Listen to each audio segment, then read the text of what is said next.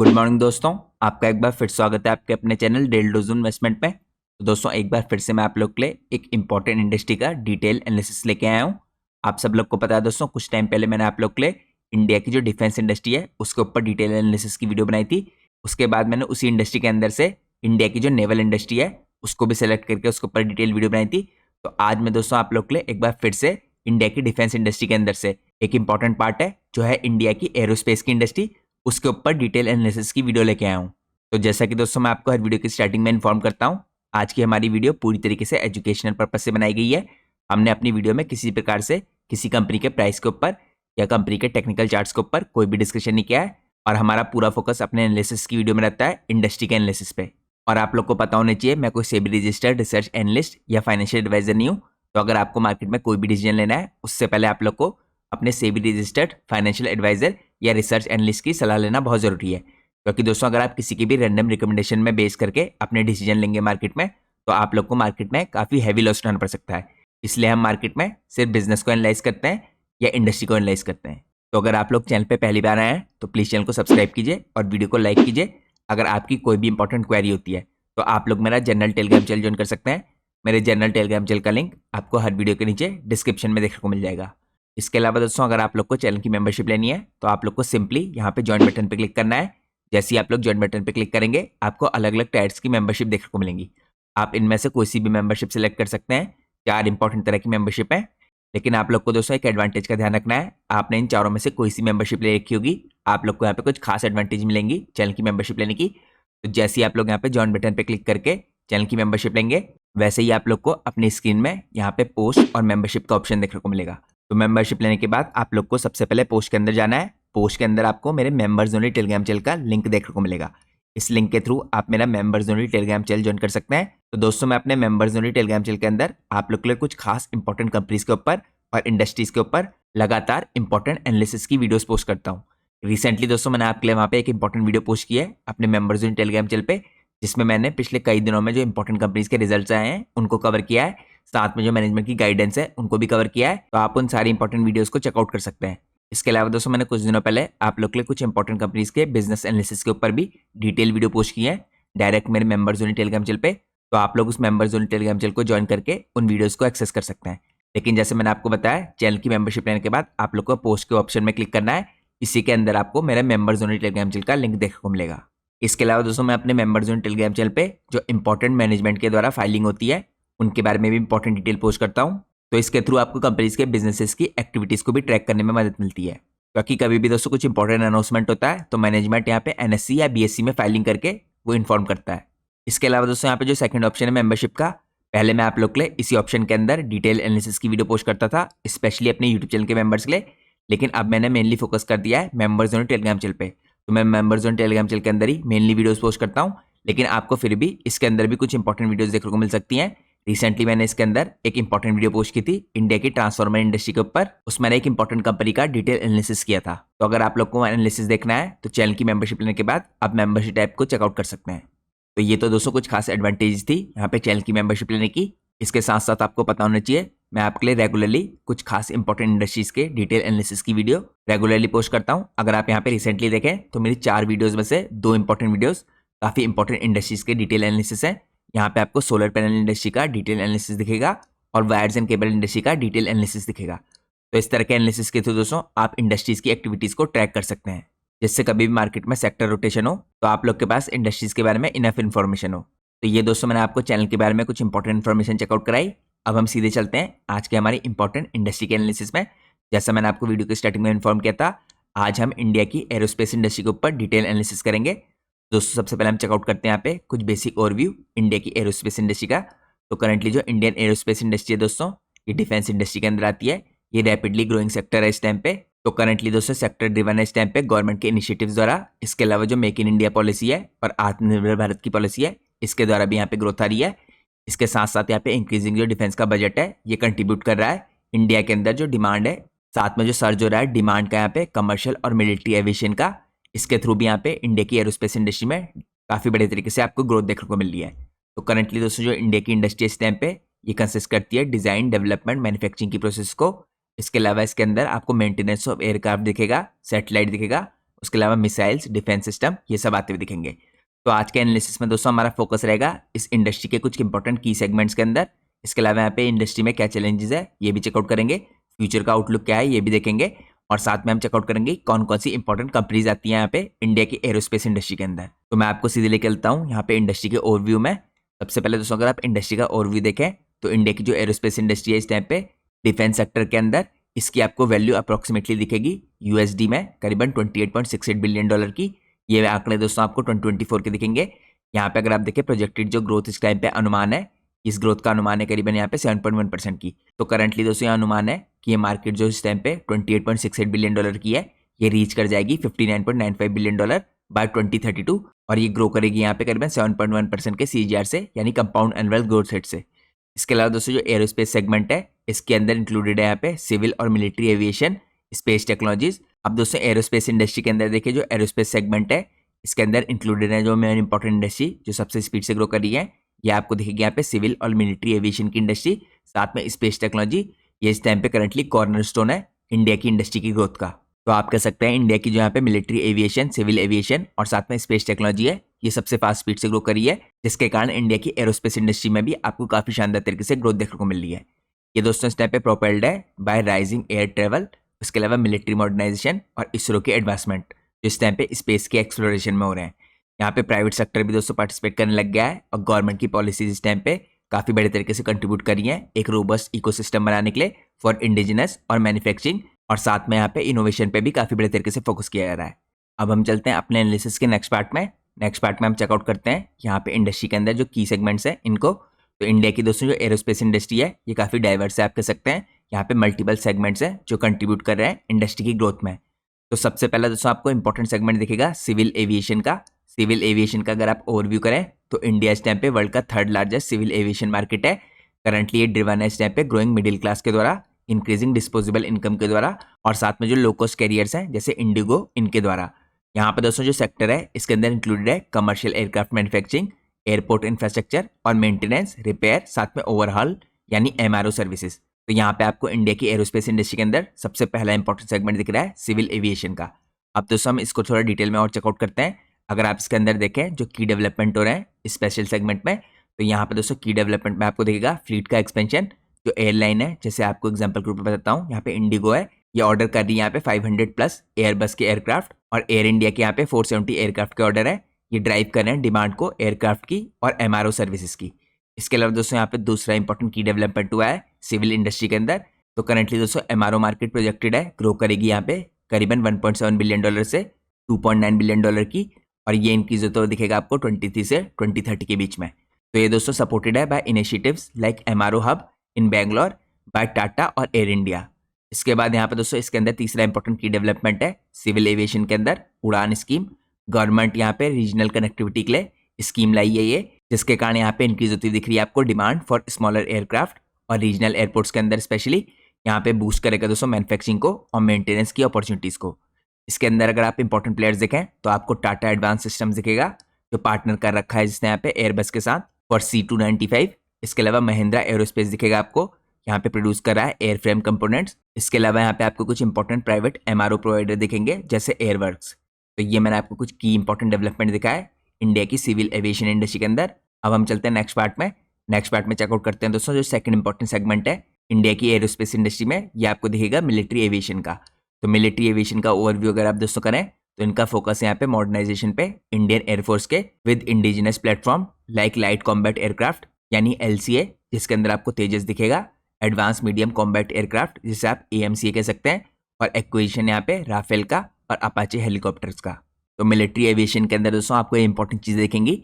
इसके अलावा अगर आप यहाँ पे मिलिट्री एविएशन इंडस्ट्री के अंदर की डेवलपमेंट देखें तो यहाँ पे आपको इंडिजिनस प्रोग्राम दिखेंगे जैसे HAL का यहाँ पे LCA तेजस और ध्रुव हेलीकॉप्टर का प्रोजेक्ट है, along with DRDO's unmanned combat aerial vehicle जिसे आप UCAVs कह सकते हैं। ये रिड्यूस कर रहा है इंपोर्ट की डिपेंडेंसी को। तो यहाँ पर दोस्तों इंडिया काफ़ी बड़े तरीके से अपने लिए एयरक्राफ्ट्स बना रहा है और हेलीकॉप्टर्स बना रहा है जो यहाँ पे इंपोर्ट की डिपेंडेंसी को कम कर रहे हैं। तो ये काफ़ी आपको इंपॉर्टेंट की डेवलपमेंट दिखेगा इंडिया की एरोस्पेस इंडस्ट्री के अंदर जो मिलिट्री एविएशन का सेगमेंट है इसमें। इसके बाद दोस्तों यहाँ पे मिलिट्री एविएशन का दूसरा इंपॉर्टेंट की डेवलपमेंट है यहाँ पे प्रोक्योरमेंट का।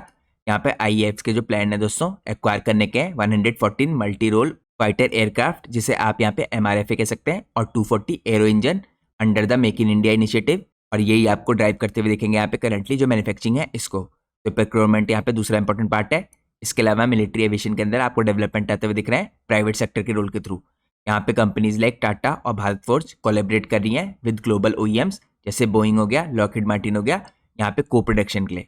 तो यहाँ पे भी आपको दोस्तों इंपॉर्टेंट प्लेयर दिखेंगे इस इंडस्ट्री के अंदर, स्पेशली यहाँ पे मिलिट्री एविएशन के सेगमेंट में HAL जैसी कंपनी दिखेंगी आपको, भारत डायनेमिक्स दिखेगी, उसके अलावा प्राइवेट फर्म्स दिखेंगी जैसे अदानी डिफेंस एंड एरोस्पेस। तो मैंने आपको एरोस्पेस इंडस्ट्री का दूसरा इंपॉर्टेंट सेगमेंट चेकआउट कराया है जो मिलिट्री एविएशन का है। अब हम चलते हैं नेक्स्ट पार्ट में।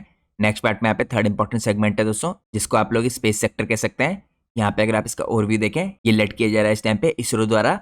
यहाँ पे दोस्तों इंडिया का जो स्पेस सेगमेंट है ये इंक्लूड करता है सैटेलाइट की मैन्युफैक्चरिंग, इसके अलावा लॉन्च सर्विसेज, साथ में यहाँ पे स्पेस के एक्सप्लोरेशन होते हैं। यहाँ पे जो प्राइवेट कंपनी है दोस्तों इंक्रीजिंगली कंट्रीब्यूट करी है सैटेलाइट के प्रोडक्शन में और साथ में स्मॉल लॉन्च व्हीकल्स के अंदर। अब यहाँ पे अगर आप स्पेस सेक्टर के अंदर की डेवलपमेंट देखें तो इसरो के अचीवमेंट सबसे पहले दिखाता हूँ दोस्तों आपको। यहाँ पे इन्होंने सक्सेसफुली मिशन किया इंपॉर्टेंट, जैसे चंद्रयान 3 हो गया, आदित्य L1 हो गया, अलॉन्ग विद कमर्शियल लॉन्चेस जैसे PSLV और GSLV। तो यहाँ पे इंडिया ने अपने को पोजीशन किया है दोस्तों, खासकर स्पेस के सेक्टर के अंदर काफी शानदार तरीके से। तो यहाँ पे कॉस्ट इफेक्टिवली दोस्तों गवर्नमेंट इस तरह के इंपॉर्टेंट प्रोग्राम्स को लॉन्च करती है, ये भी काफी इंपॉर्टेंट डेवलपमेंट है। इसके अलावा दोस्तों अगला इंपॉर्टेंट की डेवलपमेंट है यहाँ पे प्राइवेट पार्टिसिपेशन का। Startups like pixel, Skyroot aerospace और अग्निकुल कॉस्मोस यहाँ पे डेवलप करना है स्मॉल सैटेलाइट्स को और यहाँ पे लॉन्च व्हीकल्स को, जो सपोर्ट करेंगे यहाँ पे इंडियन स्पेस प्रमोशन और ऑथराइजेशन सेंटर को। तो यहाँ पे दोस्तों जो मार्केट पोटेंशियल है देखिए ये काफी बड़ी है, ये भी इंपॉर्टेंट की डेवलपमेंट के अंदर आता है। इंडिया की जो स्पेस इकोनॉमी है इस टाइम पे एक्सपेक्टेड है ग्रो करेगी, जो 2023 में करीबन $8 बिलियन के आसपास की थी, यहाँ पे 2033 तक करीबन $44 बिलियन की। तो ये ड्रिवन होगा दोस्तों इस टाइम पे सैटेलाइट बेस्ड सर्विसेज के द्वारा और प्राइवेट सेक्टर की इस टाइम पे इन्वेस्टमेंट के द्वारा। तो दोस्तों स्पेस सेक्टर के अंदर जो प्राइवेट पार्टिसिपेशन हो रहा है इसके थ्रू यहाँ पे जो ग्रोथ है ये आपको काफी एक्सपोनेंशियली आती हुई दिख सकती है। तो ये मैंने आपको तीसरा इंपॉर्टेंट सेगमेंट चेकआउट कराया है इंडिया की एरोस्पेस इंडस्ट्री का। अब हम लोग एरोस्पेस इंडस्ट्री के नेक्स्ट इंपॉर्टेंट सेगमेंट को चेकआउट करते हैं। अगला इंपॉर्टेंट एरोस्पेस इंडस्ट्री का सेगमेंट है यहाँ पे अनमैन्ड एरियल व्हीकल्स, जिसे आप UAVs कह सकते हैं। इसका अगर आप ओवरव्यू देखें तो यहाँ पे आपको ड्रोन सेगमेंट दिखेगा जो एक्सपेंड कर रहा है यहाँ पे रैपिडली फॉर बोथ डिफेंस और civil application including surveillance, logistic और एग्रीकल्चर। अब यहाँ पे अगर आप UAVs के अंदर की डेवलपमेंट्स देखें तो यहाँ पे आपको डिफेंस ड्रोन दिखेंगे सबसे पहले। तो DRDO दोस्तों इस टाइम पे रुस्तम 2 है जो इन्होंने बनाया है यहाँ पे, साथ में यहाँ पे तपस BS-201 UAVs बनाया है along with ideaForge Netra V4, और ये सब एनहांस कर रहे हैं इंडिया के अंदर सर्वेलेंस और कॉम्बैट की कैपेबिलिटीज को।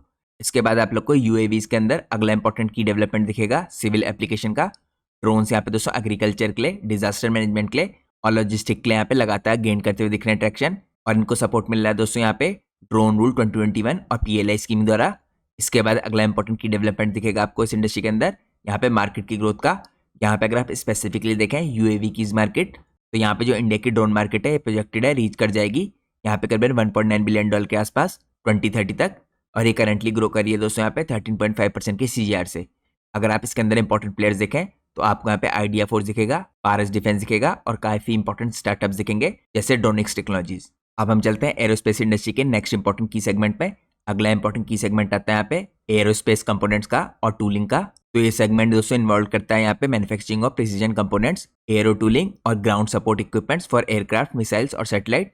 इसके अंदर अगर आप की डेवलपमेंट देखें तो आपको यहाँ पे सबसे पहले प्रिसीजन मैन्युफैक्चरिंग दिखेगी।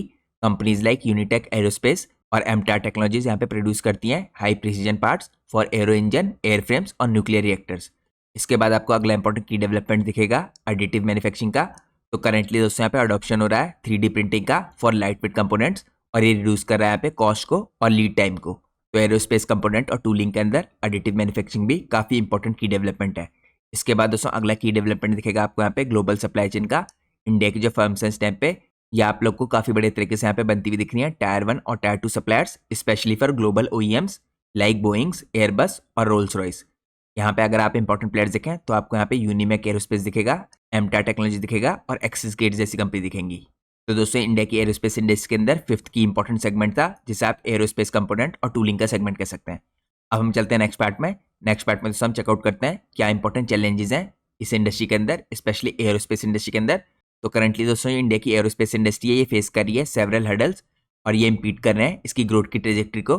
तो यहाँ पे मैं आपको चेकआउट कराता हूँ कौन कौन से इंपॉर्टेंट हेडल्स हैं यहाँ पे इंडिया के एरोस्पेस इंडस्ट्री के लिए। तो सबसे पहले आपको दिखेंगे यहाँ पे रेगुलेटरी और ब्यूरोक्रेटिक हेडल्स। इसके अंदर दोस्तों सबसे पहले आता है कॉम्प्लेक्स अप्रूवल्स। यहाँ पे काफ़ी लेंदी होते हैं लाइसेंसिंग की जो प्रोसेस होती है, और यहाँ पे जो डिफेंस कॉन्ट्रैक्ट होते हैं, साथ में जो एक्सपोर्ट के कॉन्ट्रैक्ट होते हैं, क्योंकि दोस्तों यहाँ पे डिले होता है देखिए जो OEMs है इनके अप्रूवल्स में भी, और ये सब डिसरप्ट कर सकते हैं यहाँ पे प्रोडक्शन के शेड्यूल को। तो यहाँ पे कॉम्प्लेक्स होता है अप्रूवल मिलना थोड़ा, ये भी काफ़ी इंपॉर्टेंट तरीके से चैलेंज बनता है यहाँ पे इंडिया की एरोस्पेस इंडस्ट्री में। इसके अलावा दोस्तों यहाँ पे पॉलिसी की जो इनकन्सिस्टेंसी है ये भी एक चैलेंज बनती है इंडिया की एरोस्पेस इंडस्ट्री के अंदर। फ्रीक्वेंट यहाँ पे चेंजेस होते हैं डिफेंस के प्रोक्योरमेंट की पॉलिसीज में, जो क्रिएट करते हैं अनसर्टेनिटी फॉर प्राइवेट प्लेयर्स, और यहाँ पे डिले करते हैं प्रोजेक्ट के एग्जीक्यूशन को भी। तो ये दूसरा इंपॉर्टेंट पार्ट है दोस्तों रेगुलेटरी और ब्यूरोक्रेटिक हेडल्स का। इसके बाद यहाँ पे तीसरा इंपॉर्टेंट पार्ट है इस हेडल का, एक्सपोर्ट के रिस्ट्रिक्शंस। यहाँ पे काफ़ी स्ट्रॉन्ग दोस्तों रिस्ट्रिक्शंस होते हैं, इंटरनेशनल रेगुलेशंस होते हैं, और साथ में कंप्लायंसेज होते हैं जो यहाँ पे सबको फॉलो करने पड़ते हैं, स्पेशली फॉर डिफेंस एक्सपोर्ट। तो ये लिमिट करते हैं यहाँ पे मार्केट के एक्सेस को फॉर इंडियन फर्म्स। तो चैलेंजेस के अंदर ये आपको मैंने सबसे पहले रेगुलेटरी और ब्यूरोक्रेटिक हेडल्स दिखाया है। अब हम चलते हैं नेक्स्ट पार्ट में। नेक्स्ट पार्ट में हम सेकंड इंपॉर्टेंट चैलेंज चेकआउट करते हैं। यहाँ पे सेकंड इंपॉर्टेंट चैलेंज है इंफ्रास्ट्रक्चर की डेफिशिएंसी का। सबसे पहले दोस्तों इसके अंदर आता है लिमिटेड MRO फैसिलिटीज। तो करंटली इंडिया के अंदर दोस्तों जो MRO सेक्टर है ये अंडर डेवलप्ड है। यहाँ पे बहुत फ्यू फैसिलिटीज है like air India Bangalore hub. तो आपको काफ़ी हाई इंपोर्ट ड्यूटी देखने को मिलती है स्पेयर पार्ट्स में अप टू 28%। ये इंक्रीज करती है कॉस्ट को और फोर्स करती है एयरलाइंस को रिलाई करने के लिए फॉरेन MRO हब्स पे। तो यहाँ पे अभी भी दोस्तों इंपोर्ट की डिपेंडेंसी काफ़ी स्ट्रॉन्ग बनी हुई है। इसके बाद आपको इंफ्रास्ट्रक्चर की डिपेंडेंसी के ऊपर यहाँ पे टेस्टिंग और सर्टिफिकेशन की भी इंपॉर्टेंट पार्ट दिखेगा। यहाँ पे अगर आप देखें लैक ऑफ एडवांस टेस्टिंग है, तो इंडिया की फैसिलिटीज में दोस्तों एडवांस टेस्टिंग कम होती है फॉर एरोस्पेस कंपोनेंट्स। तो यहाँ पे डिले होता है प्रोडक्ट की वैलिडेशन में और सर्टिफिकेशन में, स्पेशली फॉर इंडिजिनस डिजाइंस। इसके बाद यहाँ पे इंफ्रास्ट्रक्चर की डेफिशिएंसी के अंदर थर्ड इंपॉर्टेंट पार्ट आता है एरोस्पेस सेल्स का। तो सेल्स को दोस्तों आप स्पेशल इकोनॉमिक जोन कह सकते हैं। तो इंडिया के अंदर करंटली दोस्तों डिफेंस जो कॉरिडोर बन रहा है उत्तर प्रदेश में और तमिलनाडु में, ये प्रोग्रेस कर रहा है काफ़ी बड़े तरीके से, लेकिन अभी भी लैक है यहाँ पे डेडिकेटेड एरोस्पेस सेल्स का, जो हिंडर कर रहा है सप्लाई चेन की एफिशिएंसी को।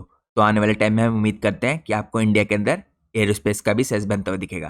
तो ये दूसरा इंपॉर्टेंट चैलेंज था दोस्तों यहाँ पे इंफ्रास्ट्रक्चर डेफिशिएंसीज का इंडिया की एरोस्पेस इंडस्ट्री में। अब हम चलते हैं थर्ड इंपॉर्टेंट चैलेंज में। थर्ड इंपॉर्टेंट चैलेंज यहाँ पे हाई कैपिटल और R&D कॉस्ट का। इसके अंदर दोस्तों सबसे पहला चैलेंज आता है यहाँ पे कैपिटल इंटेंसिटी का। यहाँ पे जो डेवलपमेंट होता है देखिए इसको करने के लिए एरोस्पेस टेक्नोलॉजी का, क्योंकि खासकर यहाँ पे काफ़ी एडवांस डेवलपमेंट चाहिए होता है। तो इसमें दोस्तों आप कह सकते हैं एग्जाम्पल के रूप में जो 5th जनरेशन के फाइटर्स हैं या सैटेलाइट सिस्टम है, ये रिक्वायर करते हैं investment of billions of dollars, जो स्मॉलर कंपनीज के लिए काफ़ी चैलेंजिंग होता है। तो यहाँ पे खाली बड़ी कंपनीज पार्टिसिपेट कर पाती हैं इस तरह के R&D में। इसके अलावा दोस्तों यहाँ पे जो R&D की फंडिंग होती है देखिए, डिस्पाइट इनिशिएटिव लाइक IDX, यहाँ पे जो पब्लिक और प्राइवेट R&D है इसकी अगर आप स्पेंडिंग को देखें तो यहाँ पे एयरोस्पेस की फील्ड में खाली 0.7% ऑफ GDP दिखेगी आपको। तो ये लैग करती है बिहाइंड ग्लोबल लीडर्स, क्योंकि दोस्तों अगर आप इसे US से मिलाएं तो US में करीबन GDP का 2.5% R&D पे खर्च किया जाता है, और इंडिया में करंटली आपको GDP का 0.7% खर्च होता दिख रहा है। तो यहाँ पे इंडिया अभी भी R&D फंडिंग में काफ़ी पीछे है, तो ये भी एक इंपॉर्टेंट चैलेंज है। इसके अलावा दोस्तों यहाँ पे एरोस्पेस इंडस्ट्री के अंदर हाई कैपिटल और R&D कॉस्ट के अंदर लॉन्ग जेस्टेशन पीरियड का भी इंपॉर्टेंट चैलेंज है। यहाँ पे जो एरोस्पेस के प्रोजेक्ट होते हैं सच एज AMCA, इनका जो डेवलपमेंट साइकिल होता है 10 to 15 ईयर का होता है, तो डिटर करता है प्राइवेट इन्वेस्टमेंट को। तो इतने लॉन्ग जेस्टेशन पीरियड के कारण यहाँ पे आपको बहुत ज़्यादा प्लेयर उतरते हुए दिखेंगे। तो ये मैंने आपको थर्ड इंपॉर्टेंट चैलेंज चेकआउट कराया। अब हम चेकआउट करते हैं fourth important challenge. Fourth important challenge आपको दिखेगा स्किल्ड वर्कफोर्स की शॉर्टेज का। तो अभी भी दोस्तों इंडिया के अंदर देखिए जो स्किल्ड वर्कफोर्स है इसमें काफ़ी शॉर्टेज है। यहाँ पे जो टैलेंट का गैप है ये सबसे पहला पार्ट है इसका। इंडस्ट्रीज यहाँ पे रिक्वायर करती है स्पेशलाइज स्किल एरोडायनेमिक्स के अंदर, एविनिक्स के अंदर और उसके अलावा प्रिसीजन इंजीनियरिंग के अंदर, लेकिन इंडिया पे फेस कर रहा है शॉर्टेज ट्रेन प्रोफेशनल्स की। ओनली 10% ऑफ इंजीनियरिंग ग्रेजुएट यहाँ पे एम्प्लॉयबल है एरोस्पेस रोल्स में। तो टैलेंट का गैप दोस्तों अभी भी इंडिया के लिए काफ़ी बड़ा चैलेंज बना हुआ है। अगर आप बाहर के देशों में देखेंगे तो टैलेंट का गैप आपको उतना बड़ा नहीं दिखेगा। इसके अलावा अगर आप यहाँ पे ट्रेनिंग की कॉस्ट देखें तो ये भी काफ़ी इंपॉर्टेंट चैलेंज है। जैसे इंपॉर्टेंट कंपनीज दोस्तों यहाँ पे HAL हो गया यानी हिंदुस्तान एरोनॉटिक्स लिमिटेड, या यूनिमैक हो गया, ये इन्वेस्ट करती हैं हैविली ट्रेनिंग के ऊपर। एग्जाम्पल के रूप में जो यूनिमैक है दोस्तों इसका हेड काउंट ग्रो किया था 384 से 793 यहाँ पे FY25 में, क्योंकि दोस्तों इन कंपनीज को अगर डेवलप होना है, ग्रो करना है, तो यहाँ पे जो ऑपरेशनल कॉस्ट है वो भी बढ़ती है। तो इस तरीके से दोस्तों जब रिक्रूटमेंट किया जाता है तो यहाँ पे ट्रेनिंग की कॉस्ट भी बढ़ती है जो हर कोई अफोर्ड नहीं कर पाता है। तो यहाँ पे ट्रेनिंग की कॉस्ट भी एक हर्डल बना हुआ है, एक चैलेंज बना हुआ है इस इंडस्ट्री के अंदर। इसके अलावा दोस्तों यहाँ पे ब्रेन ड्रेन भी हो रहा है इंडिया के अंदर। जैसे आप लोग को पता है जो रिटेंशन इस टाइम पे टैलेंट का ये चैलेंजिंग है due to global opportunities, particularly US और यूरोप में जो अपॉर्चुनिटीज़ है। इंडिया से दोस्तों जो टैलेंटेड लोग हैं देखे, जो इंपॉर्टेंट इंजीनियर्स हैं वो यहाँ से जाके बाहर के देशों में काम कर रहे हैं। तो आप लोग को दोस्तों इंडिया से देखिए लोग जाते हुए नासा के अंदर काम करते हुए दिखेंगे, जबकि इंडिया का जो एरोस्पेस सेक्टर है उसके अंदर ज़रूरत काफ़ी ज़्यादा है यहाँ पे इस तरह के क्वालिफाइड लोगों की।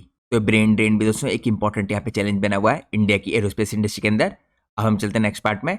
नेक्स्ट पार्ट में हम अगला चैलेंज चेकआउट करते हैं जो है डिपेंडेंस ऑन इम्पोर्ट्स। तो यहाँ पे इंडिया अभी भी दोस्तों काफ़ी हैवीली इम्पोर्ट पे डिपेंड करता है क्रिटिकल कंपोनेंट के लिए। तो यहाँ पे अगर आप देखें दोस्तों, डिस्पाइट इंडिजिनाइजेशन एफर्ट्स, इंडिया अभी भी इम्पोर्ट करता है 60 to 70% of defence equipment including aero engine और साथ में avionics due to technological gaps. तो ये दोस्तों सबसे पहला इंपॉर्टेंट फैक्टर है जो इंडिया को आगे चल के रिड्यूस करना है। यहाँ पे जो क्रिटिकल कंपोनेंट्स हैं इनके लिए इंडिया अभी भी हैवीली बाहर के देशों पे डिपेंड करता है। इसके बाद दोस्तों यहाँ पे डिपेंडेंसी ऑफ इंपोर्ट के अंदर आपको सप्लाई चेन के रिस्क दिखेंगे। ग्लोबल जो डिसरप्शन है दोस्तों सच एज यूएस टैरिफ और ज्योग्राफिकल टेंशन यहाँ पे इम्पैक्ट कर सकता है कंपोनेंट्स की अवेलेबिलिटी को। और यही चीज़ें दोस्तों हमें होती हुई दिखी थी यहाँ पे यूनिमैक के Q3 FY25 में, जब यहाँ पे इसको लाइसेंस लेने में काफ़ी डिले हुए थे।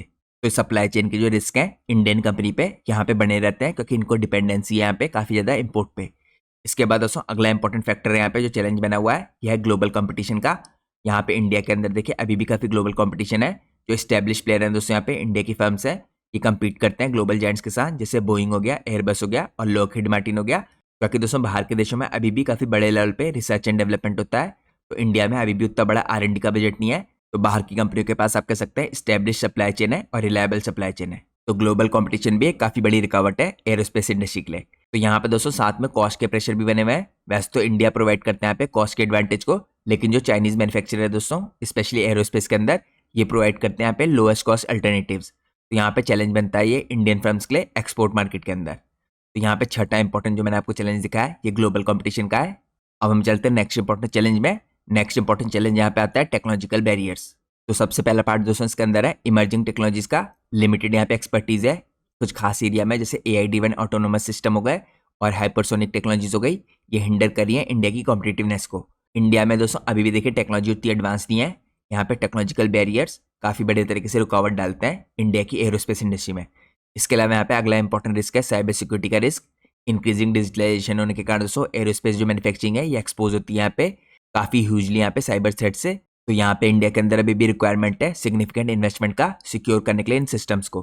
तो ये दोस्तों मैंने आपको अगला इंपॉर्टेंट चैलेंज दिखाया टेक्नोलॉजिकल बैरियर्स का। इसके अंदर आपको इमर्जिंग टेक्नोलॉजीज दिखेगा और साथ में साइबर सिक्योरिटी के रिस्क दिखेंगे। अब हम चलते हैं आज के एनालिसिस के नेक्स्ट पार्ट में। नेक्स्ट पार्ट में हम चेकआउट करते हैं मार्केट के डायनेमिक्स को। तो यहाँ पे दोस्तों सबसे पहले मार्केट के डायनेमिक्स में आपको ग्रोथ ड्राइवर दिखेंगे कुछ इंपॉर्टेंट इस इंडस्ट्री के अंदर। सबसे पहला ग्रोथ ड्राइवर आपको दिखेगा गवर्नमेंट का सपोर्ट। यहाँ पे जो डिफेंस की स्पेंडिंग है दोस्तों इंडिया की 2024 में ये चौथे नंबर पे थी ग्लोबल लेवल पे। अगर आप देखें इसकी स्पेंडिंग इंडिया की US बिलियन डॉलर में, यहाँ पे आपको $74.7 बिलियन की दिखेगी और जैसे मैंने आपको बताया फोर्थ पोजीशन है ग्लोबल लेवल पे। इसके अलावा दोस्तों यहाँ पे इंडिया टारगेट कर रहा है इसको ले जाने के लिए स्पेशली एक्सपोर्ट में $6 बिलियन के आसपास की। तो इंडिया की डिफेंस एक्सपोर्ट्स आपको 28 से 29 में $6 बिलियन के आसपास जाते हुए दिख सकते हैं। और ऐसा हुआ दोस्तों तो यहाँ पे काफ़ी तगड़ा बूस्ट मिलेगा इंडिया के एरोस्पेस सेक्टर को। इसके अलावा अगर आप देखें यहाँ पे ग्रोथ ड्राइवर में आपको राइजिंग एयर ट्रेवल दिख रहा है। ये काफ़ी इंपॉर्टेंट दोस्तों ग्रोथ ड्राइवर है इस इंडस्ट्री के अंदर। इंडिया की जो एविएशन मार्केट है प्रोजेक्टेड है हैंडल करेगी 300 million passengers annually bye 2030।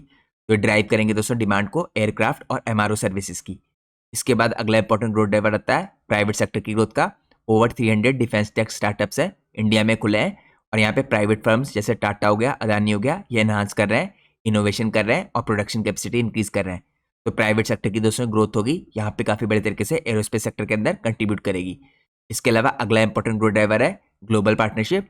Currently दोस्तों कोलैबोरेशन हो रहे हैं जो इंडिया के बोइंग के साथ, एयरबस के साथ, रोल्स रॉयस के साथ यहाँ पे फैसिलिटेट कर रहे हैं टेक्नोलॉजी ट्रांसफर और को प्रोडक्शन। तो ये मैंने आपको चेकआउट कराया कुछ इंपॉर्टेंट ग्रोथ ड्राइवर्स। अब हम चलते हैं नेक्स्ट पार्ट में। नेक्स्ट पार्ट में हम चेकआउट करते हैं यहाँ पे अपॉर्चुनिटीज क्या क्या दिखती हैं। तो सबसे पहले अपॉर्चुनिटी आपको दिखेगी दोस्तों यहाँ पे डिफेंस कॉरिडोर के अंदर। जैसा मैंने आपको इससे पहले चेकआउट करा था उत्तर प्रदेश और यहाँ पे तमिलनाडु में जो इंपॉर्टेंट कॉरिडोर्स हैं ये अट्रैक्ट कर रहे हैं ग्लोबल OEMs को और यहाँ पे फोस्टर कर रहे हैं मैन्युफैक्चरिंग क्लस्टर्स। इसके अलावा यहाँ पे MRO एक्सपेंशन हो रहा है दोस्तों। तो जो इन्वेस्टमेंट है देखिए यहाँ पे MRO हब्स के अंदर टाटा एयर इंडिया का जो बेंगलुरु फैसिलिटी है ये यहाँ पे रिड्यूस करेगी रिलायंस ऑन फॉरेन सर्विसेज। इसके अलावा दोस्तों यहाँ पे आपको अपॉर्चुनिटीज के अंदर स्पेस का प्राइवेटाइजेशन दिख रहा है। तो करंटली जो गवर्नमेंट की पॉलिसीज है दोस्तों ये एनेबल कर रही है यहाँ पे स्टार्टअप्स को कम्पीट करने के लिए सैटेलाइट के अंदर और यहाँ पे लॉन्च व्हीकल्स के अंदर। मैंने आपको दोस्तों इससे पहले चेकआउट कराया था कि कितने प्राइवेट प्लेयर इस टाइम पे करंटली सैटेलाइट्स बना रहे हैं स्मॉल साइज के और यहाँ पे इंपॉर्टेंट लॉन्च व्हीकल्स भी बना रहे हैं। साथ में दोस्तों यहाँ पे जो अपॉर्चुनिटीज आपको UAVs के अंदर दिखेंगी यहाँ पे यूएवीज का जो इनोवेशन है ये भी काफ़ी बड़े तरीके से एरोस्पेस इंडस्ट्री को ड्राइव करेगा। यहाँ पे जो पीएलआई स्कीम है दोस्तों फॉर ड्रोन्स और यहाँ पे रिलैक्स रेगुलेशंस है जो यहाँ पे फोस्टर कर रहे हैं ग्रोथ को सिविलियन और मिलिट्री एप्लीकेशंस के अंदर, स्पेशली यहाँ पे ड्रोन्स की। तो यूएवी इनोवेशन दोस्तों यहाँ पे ड्रोन्स की मार्केट को काफ़ी बड़े तरीके से ग्रो करती हुई दिख सकती है। ये मैंने आपको कुछ इंपॉर्टेंट अपॉर्चुनिटी चेकआउट कराई। अब हम चलते हैं नेक्स्ट पार्ट में। नेक्स्ट पार्ट में मैं आप लोग को चेकआउट कराता हूँ इस इंडस्ट्री के अंदर कुछ इंपॉर्टेंट लिस्टेड कंपनीज। तो यहाँ पे सबसे पहले देखें दोस्तों, अगर आप यहाँ पे आपको पहली इंपॉर्टेंट लिस्टेड कंपनी दिखेगी हिंदुस्तान एरोनॉटिक्स लिमिटेड, जिसे आप एचएएल कह सकते हैं। ये पब्लिक सेक्टर की लीडर है। एचएएल मैन्युफैक्चर करती है यहाँ पे एयरक्राफ्ट लाइक एलसीए तेजस, उसके अलावा एएलएच ध्रुव, और यहाँ पे उसके अलावा आपको सुखोई SU-30 मैन्युफैक्चर करती हुई दिखेगी है। साथ में इसको सपोर्ट मिल रहा है इसरो के स्पेस प्रोग्राम्स का। इसके अंदर दोस्तों रिसेंट डेवलपमेंट में अगर आप देखें सिक्योर किया इसने कॉन्ट्रैक्ट फॉर 240 एरो इंजन का, और ये डेवलप करी है इस टाइम पे कैट्स वॉरियर यूएवी। साथ में एचएएल का जो ऑर्डर बुक है इस टाइम पे एक्सीड कर चुकी है 94,000 करोड़। इसके अंदर दोस्तों अगर आप केपेक्स और फ्यूचर के प्लान देखें तो एचएएल करंटली प्लान कर रहा है इन्वेस्ट करने के लिए 2,000 करोड़ ओवर FY 25 to 27 यहाँ पे एनहांस करने के लिए अपनी प्रोडक्शन की कैपेसिटी को फॉर तेजस। साथ में अपग्रेड कर रहे हैं दोस्तों यहाँ पे बेंगलोर की फैसिलिटी को भी, जो एरो इंजन की मैन्युफैक्चरिंग फैसिलिटी है। साथ में स्टैब्लिश कर रहे हैं यहाँ पे R&D सेंटर को फॉर नेक्स्ट जनरेशन यूएवीज और हेलीकॉप्टर्स। तो ये मैंने आपको चेकआउट कराया यहाँ पे पहला इंपॉर्टेंट प्लेयर। अब हम चलते हैं नेक्स्ट इंपॉर्टेंट प्लेयर में। तो यहाँ पे आपको नेक्स्ट इंपॉर्टेंट प्लेयर दिखेगा इस इंडस्ट्री के अंदर भारत इलेक्ट्रॉनिक्स लिमिटेड, जिसे आप BEL कह सकते हैं। तो यहाँ पे दोस्तों स्पेशलाइज करती है कंपनी डिफेंस इलेक्ट्रॉनिक्स के अंदर। इसके अंदर इंक्लूड होते हुए दिखेंगे आपको रडार्स, एवियोनिक्स, कम्युनिकेशन सिस्टम्स और एरोस्पेस एप्लीकेशन। तो इसके अंदर डेवलपमेंट में आपको रिसेंटली कंपनी को बेनिफिट होता हुआ दिखा है यहाँ पे मेल ड्रोन से और यहाँ पे रडार अपग्रेड्स के द्वारा, जिनकी वर्थ यहाँ पे 67,000 करोड़ की थी। इसके अलावा दोस्तों यहाँ पे आपको इसके अंदर केपेक्स और फ्यूचर के प्लान में दिखेगा BEL इस टाइम पे इन्वेस्ट कर रहा है 1,500 करोड़ FY 25 से 26 के बीच में एक्सपेंड करने के लिए अपनी रडार एवियोनिक्स की प्रोडक्शन फैसिलिटी को हैदराबाद में और गाजियाबाद में। साथ में एम करें डेवलप करने के लिए AI बेस्ड सर्वेलेंस सिस्टम, और यहाँ पे एक्सपोर्ट कर रहे हैं electronic warfare system to South East Asia. तो ये दूसरा इंपॉर्टेंट प्लेयर है इंडिया की एरोस्पेस इंडस्ट्री के अंदर। अब हम चलते हैं नेक्स्ट पार्ट में। नेक्स्ट पार्ट पे हम चेकआउट करें, यहाँ पे थर्ड इंपॉर्टेंट प्लेयर आपको दिखेगा भारत डायनेमिक्स लिमिटेड। ये कंपनी दोस्तों मैन्युफैक्चर करती है यहाँ पे मिसाइल सिस्टम्स लाइक आकाश और अस्त्र, जो क्रिटिकल होते हैं एयर डिफेंस के लिए। अगर आप इसका रिसेंट डेवलपमेंट देखें तो इसने सिक्योर किया यहाँ पे export order, but financially company के प्रॉफिट डिक्लाइन हुए हैं क्योंकि यहाँ पे सप्लाई चेन के डिसरप्शन से फेस करने पड़े थे। इसके अलावा अगर आप केपेक्स के प्लान देखें और फ्यूचर के प्लान देखें तो BDL ने दोस्तों यहाँ पे एलोकेट किया है 800 crore for new missile assembly plant, और यहाँ पे तेलंगाना के अंदर बने गए। तो कंपनी एक्सपेक्ट करिए ऑपरेशन हो जाएगा 2027 तक। यहाँ पे सपोर्ट करेगा आकाश मिसाइल के एक्सपोर्ट को और नेक्स्ट जनरेशन के एंटी टैंक मिसाइल्स को। तो ये मैंने आपको थर्ड इंपॉर्टेंट प्लेयर दिखाया। अब हम चलते हैं फोर्थ इंपॉर्टेंट प्लेयर में। फोर्थ इंपॉर्टेंट प्लेयर आपको दिखेगा यहाँ पे डाटा पैटर्न्स इंडिया लिमिटेड। ये कंपनी दोस्तों प्रोवाइड करती है इलेक्ट्रॉनिक सिस्टम्स फॉर डिफेंस और एरोस्पेस, जिसके अंदर इंक्लूडेड है यहाँ पे रडार और एवियोनिक्स। इसके अलावा रिसेंट डेवलपमेंट में अगर आप देखें इसने कोलैबोरेशन किया है DRDO के साथ रडार सिस्टम्स के लिए विद ग्रोइंग ऑर्डर बुक। साथ में कंपनी की UAV इलेक्ट्रॉनिक्स की ऑर्डर बुक ग्रो कर रही है। इसके अलावा यहाँ पे अगर आप केपेक्स और फ्यूचर के प्लान देखें तो डाटा पैटर्न इस टाइम पे इन्वेस्ट कर रहा है 300 करोड़ एक्सपेंड करने के लिए चेन्नई की फैसिलिटी को for radar and UAV electronics production. साथ में टारगेट कर रहे हैं कंप्लीट करने के लिए इस फैसिलिटी को यहाँ पे मिड 2026 तक। यहाँ पे कंपनी का प्लान है दोस्तों एंटर करने के लिए सैटेलाइट इलेक्ट्रॉनिक्स की मार्केट में बाय 2028। तो यहाँ पे आपको मैंने चौथा इंपॉर्टेंट प्लेयर दिखाया। अब हम चलते हैं नेक्स्ट इंपॉर्टेंट प्लेयर में। नेक्स्ट इंपॉर्टेंट प्लेयर है यहाँ पे MTAR टेक्नोलॉजीज लिमिटेड। ये दोस्तों कंपनी इस टाइप पे मैन्युफैक्चर करती है precision component for aerospace, defence और स्पेस। यहाँ पे इसके अंदर इंक्लूडेड है पार्ट्स जो कंपनी बनाती है इसरो के लिए और DRDO के लिए। रिसेंट डेवलपमेंट में अगर आप देखें तो यहाँ पे स्ट्रॉन्ग ग्रोथ देखने को मिली है आपको स्पेस और मिसाइल के कंपोनेंट्स के अंदर। यहाँ पे कंपनी की ऑर्डर बुक करंटली 1200 करोड़ की है। अब यहाँ पे अगर आप केपेक्स और फ्यूचर के प्लान देखें कंपनी के तो MTAR इस टाइम पे इन्वेस्ट कर रहा है 400 करोड़ सेटअप करने के लिए a new precision manufacturing unit in Hyderabad, और ये फोकस कर रहे हैं एरो इंजन कंपोनेंट्स के अंदर, सैटेलाइट पार्ट्स के अंदर, और इनके मुताबिक यहाँ पे जो ऑपरेशंस हैं ये स्टार्ट हो जाएंगे 2026 से। अब हम चलते हैं नेक्स्ट इंपॉर्टेंट कंपनी में। नेक्स्ट इंपॉर्टेंट कंपनी आपको दिखेगी पारस डिफेंस और स्पेस टेक्नोलॉजीज लिमिटेड। तो कंपनी के ओवरव्यू में अगर आप चेकआउट करें ये सप्लाई करती है ऑप्टिक्स, इलेक्ट्रॉनिक्स और defence system for aerospace including UAVs और मिसाइल कंपोनेंट्स। अब यहाँ पे अगर आप रिसेंट डेवलपमेंट्स को चेकआउट करें तो कंपनी ने यहाँ पे DRDO के द्वारा कुछ इंपॉर्टेंट ऑर्डर सिक्योर किए हैं ड्रोन इलेक्ट्रॉनिक्स के लिए और ऑप्टिकल सिस्टम्स के लिए।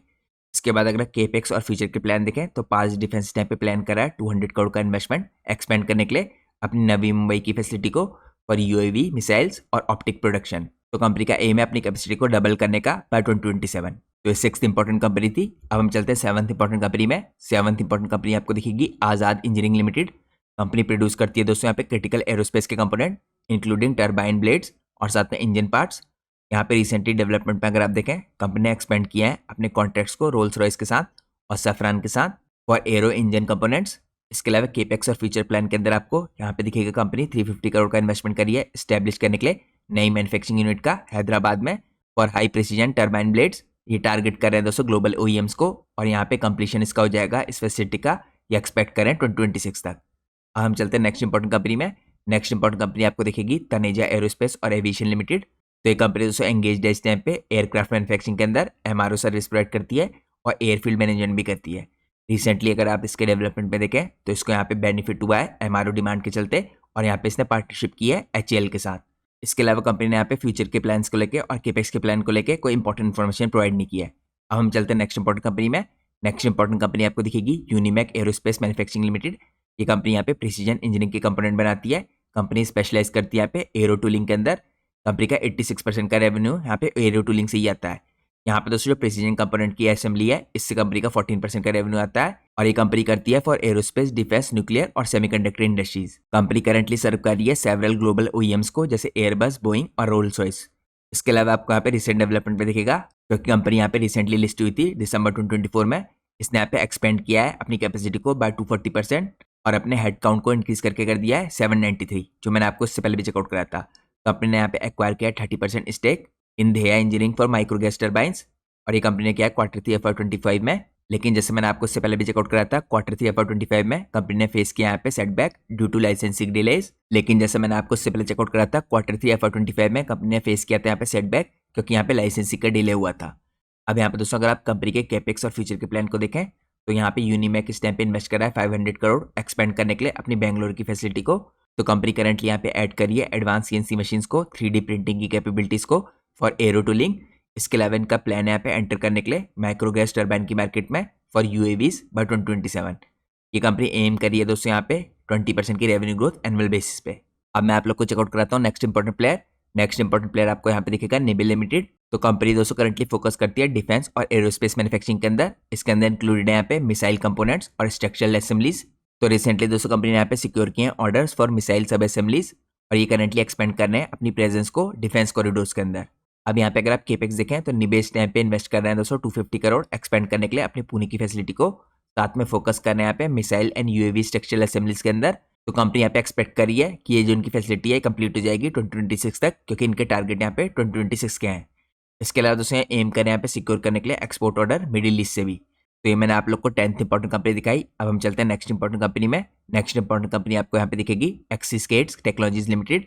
कंपनी दोस्तों प्रोवाइड करती है इंजीनियरिंग डिजाइन और सोल्यूशंस यहाँ पे स्पेशली एरोस्पेस इंडस्ट्री के अंदर, जिसके अंदर इंक्लूडेड है यहाँ पे एयरफ्रेम डिजाइन और एवियोनिक्स इंटीग्रेशन। रिसेंट डेवलपमेंट के अंदर दोस्तों कंपनी ने यहाँ पे कोलैबोरेट किया है एयरबस के साथ फॉर एयरफ्रेम डिजाइन और साथ में एक्सपेंड कर रहे हैं अपने R&D सेंटर को बेंगलुरु के अंदर।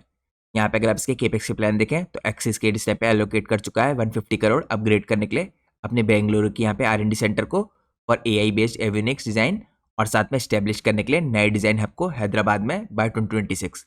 अब हम चलते हैं नेक्स्ट इंपॉर्टेंट प्लेयर में। नेक्स्ट इंपॉर्टेंट प्लेयर आपको दिखेगा इस इंडस्ट्री के अंदर सीका इंटरप्लांट सिस्टम्स लिमिटेड। तो कंपनी दोस्तों करंटली सप्लाई करती है एरोस्पेस कंपोनेंट, एवियोनिक्स और यहाँ पे MRO इक्विपमेंट। कंपनी का फोकस है डिफेंस और स्पेस एप्लीकेशन के अंदर। यहाँ पे कंपनी ने देखे रिसेंटली सिक्योर किए कॉन्ट्रैक्ट्स फॉर एवियोनिक्स अपग्रेड और यहाँ पे एक्सपेंड कर रहे हैं अपनी प्रेजेंस को यूएवी सेगमेंट के अंदर। करंटली कंपनी के दोस्तों यहाँ पे कोई भी प्लान नहीं है यहाँ पे स्पेशल प्लान केपेक्स के और फ्यूचर के। तो ये दोस्तों मैंने आपको इंडस्ट्री के अंदर कुछ इंपॉर्टेंट प्लेयर चेकआउट कराए, साथ में किस हिसाब से यहाँ पे फ्यूचर को लेके केपेक्स करना है।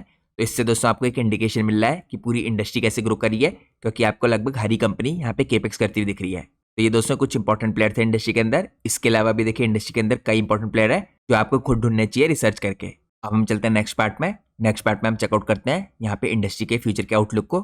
तो करंटली दोस्तों जो इंडिया की एरोस्पेस इंडस्ट्री है यहाँ पे पॉइज्ड है ट्रांसफॉर्मेटिव ग्रोथ के लिए ओवर नेक्स्ट डेकेड और ये ड्रिवन इस टाइम पे काफी इंपॉर्टेंट फैक्टर्स के द्वारा। तो जो कॉम्बिनेशन है दोस्तों फैक्टर का, इसके अंदर यहाँ पे आपको पॉलिसी के रिफॉर्म दिखेंगे, टेक्नोलॉजिकल एडवांसमेंट दिखेगा, ग्लोबल डिमांड दिखेगी। लेकिन अगर हमें यहाँ पे कुछ इंपॉर्टेंट डिटेल्स चेकआउट कराए तो यहाँ पे आउटलुक के अंदर आपको सबसे इंपॉर्टेंट फैक्टर्स में दिखेंगे इंडिजिनाइजेशन और सेल्फ रिलायंस। तो करंटली दोस्तों इंडियन गवर्नमेंट फोकस करिए इंडिजिनाइजेशन पे और सेल्फ रिलायंस पे। गवर्नमेंट यहाँ पे टारगेट करिए रिड्यूस करने के लिए डिफेंस के इंपोर्ट को बाय 50% और ये गवर्नमेंट का एम है 2030 तक। यहाँ पे दोस्तों ड्राइव करेगा इंडिजिनस प्रोग्राम्स को लाइक AMCA, तेजस MK2 और यहाँ पे नेक्स्ट जनरेशन यूएवीज। यहाँ पे कंपनीज लाइक HAL, BDL और यूनिमैक ये बेनिफिट कर रहे हैं यहाँ पे इंक्रीज ऑर्डर्स के चलते। यहाँ पे दोस्तों जो प्राइवेट फर्म से देखिए टाटा अदानी ये एक्सपेक्ट कर रहे हैं यहाँ पे प्ले करने के लिए लार्जर रोल, स्पेशली यहाँ पे को प्रोडक्शन के अंदर, और इनको सपोर्ट मिलना है यहाँ पे डिफेंस कॉरिडोर्स का। इसके बाद दोस्तों यहाँ पे नेक्स्ट इंपॉर्टेंट फैक्टर दिखेगा आपको एमआरओ हब्स के डेवलपमेंट। यहाँ पे इंडिया जो है एम कर रहा है, यहाँ पे बनना चाह रहा है India global MRO hub by 2030, जिसके लिए लगातार यहाँ पे इन्वेस्टमेंट कर रहे हैं इंपॉर्टेंट फैसिलिटीज में, जैसे यहाँ पे टाटा का एयर इंडिया बेंगलुरु हब हो गया, इसके अलावा जीएमआर का यहाँ पे हैदराबाद एमआरओ हो गया। ये क्रिएट करेगा यहाँ पे अपॉर्चुनिटीज इंडिया में इंपॉर्टेंट कंपनीज के लिए। इसके अलावा दोस्तों यहाँ पे जो टैक्स के इंसेंटिव्स हैं और यहाँ पे जो जीएसटी रिड्यूस हुआ है ये एमआरओ सर्विसेज के अंदर यहाँ पे 18% से 5% आ गया है, तो ये एनहांस करेगा दोस्तों यहाँ पे कॉस्ट की कंपटीटिवनेस को। तो ये भी काफी पॉजिटिव फैक्टर है इस टाइम पे एमआरओ हब का डेवलपमेंट। इसके बाद दोस्तों आउटलुक के अंदर अगला इंपॉर्टेंट पार्ट आता है स्पेस सेक्टर के एक्सपेंशन का। करंटली जो इंडिया की स्पेस मार्केट है प्रोजेक्ट किया जा रहा है ये ग्रो करके हो जाएगी यूएस बिलियन डॉलर में $44 बिलियन की 2033 तक, और ये ड्रिवन होगी दोस्तों यहाँ पे प्राइवेट प्लेयर के सपोर्ट्स के द्वारा लाइक स्काई रूट और पिक्सल। साथ में दोस्तों इसरो का इंपॉर्टेंट मिशन है गगनयान मिशन, यहाँ पे स्मॉलर सैटेलाइट लॉन्चेज होंगे और यहाँ पे बूस्ट करेंगे डिमांड को और कंपोनेंट्स फ्रॉम फर्म्स लाइक एमटार और यूनिमैक। इसके अलावा इन स्पेस की जो पॉलिसीज हैं दोस्तों अट्रैक्ट करेंगी ग्लोबल इन्वेस्टमेंट को और फॉस्टर करेंगी वाइब्रेंट स्टार्टअप इकोसिस्टम को। अब मैं आपको फ्यूचर आउटलुक के कुछ इंपॉर्टेंट पार्ट और चेकआउट कराता हूँ। तो यहाँ पे आपको चौथा इंपॉर्टेंट पार्ट दिखेगा यूएवी और एआई के इंटीग्रेशन का। तो करंटली दोस्तों जो ड्रोन की मार्केट है ये काफी सिग्निफिकेंट तरीके से ग्रो कर रही है। तो यहाँ पे जो इसकी एप्लीकेशन है डिफेंस के अंदर, एग्रीकल्चर के अंदर और लॉजिस्टिक्स के अंदर ये ग्रो कर रही है। इसके अलावा दोस्तों यूएवीज और एआई इंटीग्रेशन के अंदर आपको एआई ड्रिवन एनालिटिक्स दिखेगा और यहाँ पे ऑटोनोमस सिस्टम दिखेंगे जो एनहांस कर रहे हैं एयरक्राफ्ट और ड्रोन की कैपेबिलिटीज को। इसके बाद अगला इंपॉर्टेंट पार्ट आता है यहाँ पे ग्लोबल सप्लाई चेन की इंटीग्रेशन का। इंडियन जो फर्म्स है दोस्तों यहाँ पे लगातार बन रही है क्रिटिकल सप्लायर ग्लोबल ओईएम्स के लिए। यहाँ पे यूनिमैक का दोस्तों 95% का एक्सपोर्ट रेवेन्यू है, ये इंडिकेट करता है कि इंडिया की कंपनियां कैसे एक्सपोर्ट ड्रिवन है। इसके अलावा दोस्तों यहाँ पे आपको डिफेंस एक्सपोर्ट जो है इंडिया के ये काफी बड़े तरीके से बढ़ते हुए दिख रहे हैं। यहाँ पे एक्सपेक्ट किया जा रहा है कि इंडिया के जो डिफेंस के एक्सपोर्ट है ये यूएस बिलियन डॉलर में इंक्रीज होकर हो जाएंगे करीबन यहाँ पे 6.2 बिलियन के आसपास के 28 से 29 के बीच में। ये ड्रिवन होंगे दोस्तों यहाँ पे मिसाइल, रडार्स और यहाँ पे कंपोनेंट्स के द्वारा। नेक्स्ट पार्ट आता है यहाँ पे चैलेंजेस का जो एड्रेस करना अभी बाकी है। तो यहाँ पे दोस्तों जो इन्वेस्टमेंट होना है आर&डी के ऊपर और स्किल डेवलपमेंट के ऊपर ये काफी क्रिटिकल है क्लोज करने के लिए टेक्नोलॉजिकल गैप्स को। पब्लिक प्राइवेट की जो पार्टनरशिप है दोस्तों यहाँ पे ये काफी की इंपॉर्टेंट रोल प्ले कर सकती है। इसके अलावा यहाँ पे दोस्तों जो स्ट्रीमलाइनिंग हो रही है रेगुलेटरी प्रोसेस की और डेवलपिंग एरोस्पेस सेज है जो स्पेशल इकोनॉमिक जोन ये एनहांस करेंगे कॉम्पिटिटिवनेस को। साथ में यहाँ पे चैलेंजेस जो एड्रेस करना है इसके अंदर मिटिगेट करना है यहाँ पे ग्लोबल रिस्क को सच एज यूएस टैरिफ और सप्लाई चेन के डिसरप्शन, और इनको काउंटर करने के लिए दोस्तों हमें यहाँ पे डेवलप करना जरूरी है डाइवर्सिफाइड मार्केट्स को और रोबस्ट कॉन्ट्रैक्ट्स को। अब हम चलते हैं अपने एनालिसिस के लास्ट पार्ट में जो है कंक्लूजन का पार्ट। तो आप कह सकते हैं दोस्तों जो इंडिया की एरोस्पेस इंडस्ट्री यहाँ पे हाई ग्रोथ ट्रेजेक्टरी से गुजर रही है। यहाँ पे ड्रिवन है गवर्नमेंट के सपोर्ट के द्वारा, प्राइवेट सेक्टर के इनोवेशन के द्वारा, ग्लोबल पार्टनरशिप के द्वारा। तो जो सिविल एविएशन, मिलिट्री एविएशन और स्पेस है और साथ में यूएवीज है, ये सारी इंपॉर्टेंट कंपोनेंट मैन्युफैक्चरिंग के जो सेगमेंट है ये इस टाइम पे पॉइज्ड है काफी सिग्निफिकेंट एक्सपेंशन के लिए। इनको सपोर्ट मिल रहा है यहाँ पे रोबस्ट पॉलिसीज के द्वारा और यहाँ पे जो पॉलिसी का फ्रेमवर्क है गवर्नमेंट के द्वारा रखा गया है। लेकिन इसके बाद भी दोस्तों काफी इंपॉर्टेंट चैलेंजेस है, जैसे मैंने आपको दिखाया रेगुलेटरी कॉम्प्लेक्सिटीज है, इंफ्रास्ट्रक्चर के गैप्स है और हाई कैपिटल की कॉस्ट है। इनको एड्रेस करना काफी जरूरी है सस्टेन करने के लिए इस मोमेंटम को। तो आप कह सकते हैं इंडिया की जो एरोस्पेस इंडस्ट्री है इसका फ्यूचर का आउटलुक काफी प्रॉमिसिंग है। यहाँ पे इंडिया सेट है बनने के लिए ग्लोबल एरोस्पेस हब बाय 2030, और ये पॉसिबल हो सकता है दोस्तों अगर इंडिया यहाँ पे ओवरकम कर दे टेक्नोलॉजिकल और रेगुलेटरी हर्डल्स को। तो ये मैंने आप लोग को इंडिया की एरोस्पेस इंडस्ट्री का डिटेल एनालिसिस चेकआउट कराया, और जैसा मैंने आपको वीडियो की शुरुआत में इन्फॉर्म किया था हमारी वीडियो पूरी तरीके से एजुकेशनल पर्पज से बनाई गई है, इसलिए हमने किसी भी कंपनी के प्राइस के ऊपर या टेक्निकल चार्ट्स के ऊपर कोई भी डिस्कशन नहीं किया। और आप लोग को पता है दोस्तों मैं कोई सेबी रजिस्टर्ड रिसर्च एनालिस्ट या फाइनेंशियल एडवाइजर नहीं हूँ। तो अगर आप लोग को मार्केट में कोई भी डिसीजन लेना है उससे पहले आप लोग को अपने सेबी रजिस्टर्ड रिसर्च एनालिस्ट या फाइनेंशियल एडवाइजर की सलाह लेना बहुत जरूरी है। होप करता हूँ दोस्तों आप लोग को आज का डिटेल इंडस्ट्री का एनालिसिस पसंद आया होगा। अगर आपको आज की डिटेल एनालिसिस की वीडियो पसंद आई है तो प्लीज़ वीडियो को लाइक कीजिए और चैनल को सब्सक्राइब कीजिए। Thanks for watching guys, take care.